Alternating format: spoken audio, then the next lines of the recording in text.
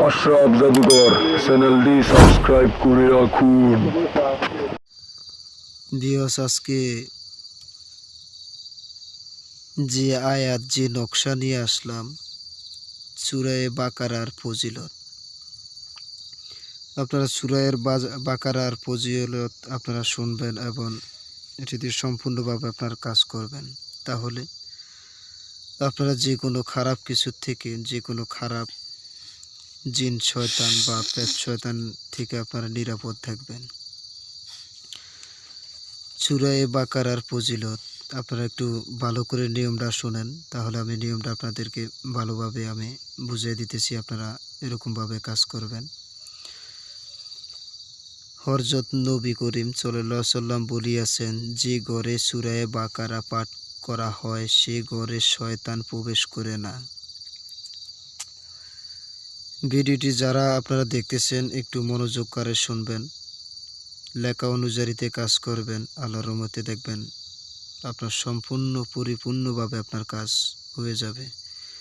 কিতাবে উল্লেখিত যা আছে তেমনিভাবে আপনার কাজ করতে হবে। কাজ করার সময় কোনো ভুল ত্রুটি হলে আপনার কাজ হবে না। আপনি মনে রাখতে হবে, যখন আপনি কাজ করবেন তখন পাক সাফ হয়ে আপনি কাজ করা লাগবে, উজু গোসল করে কাজ করা লাগবে, আগরবাতি মোমবাতি আপনার সাথে জ্বালায়া রাখা লাগবে। তেমনিভাবে আপনি কাজ করতে হবে। হযরত নবী করিম সাল্লাল্লাহু আলাইহি সাল্লাম বলিয়াছেন, যে ঘরে সূরা বাকারা পাঠ করা হয়ে থাকে সে ঘরে শয়তান প্রবেশ করে না।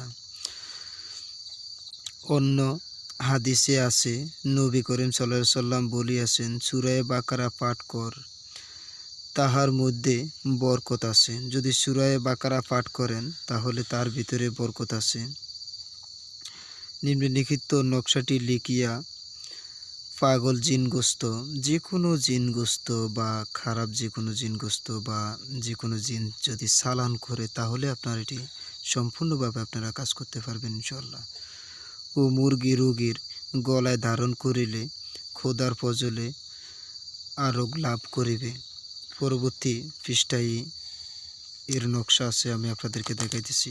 তার আগে আপনারা ভিডিওটি সাবস্ক্রাইব করে রাখেন। এ হলো সূরা বাকারার নকশা। আপনারা দেখতেছেন এই সূরা বাকারার নকশা। এটি সিদ্ধ করা লাগবে না। আপনার যে কোনো শুক্রবার দিন আপনার কাজ করতে পারবেন। আগরবাতি মোমবাতি জ্বালায় তারপরে এই নকশাটি দিয়ে আপনার কাজ করতে পারবেন।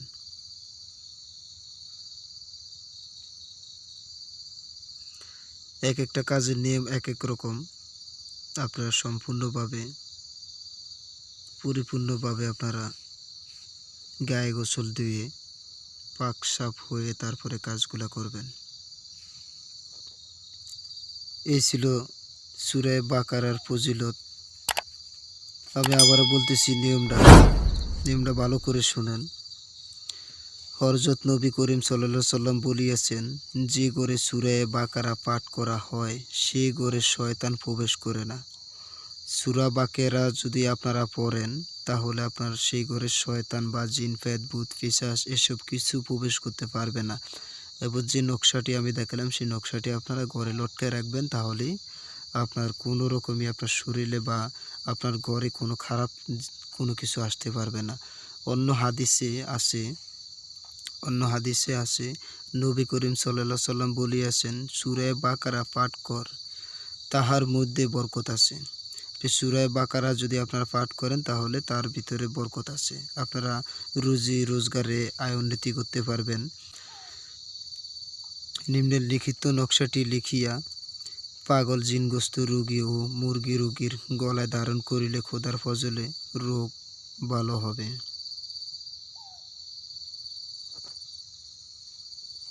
সম্পূর্ণ নকশাটি এখানে আঁকা আছে। আপনারা যেমনিভাবে নকশা আঁকা তেমনিভাবে আপনারা কাজ করেন। আল্লাহর রহমতে জিনগ্রস্ত রোগী সুস্থ হবে। এবং যদি জিনের আশঙ্কা বেশি থাকে তাহলে ঘরে একটা লটকায় দিলেই বলিকা মেশকো জাফরান দিয়ে লিখবেন, শুক্রবার দিন লিখবেন সকালবেলা।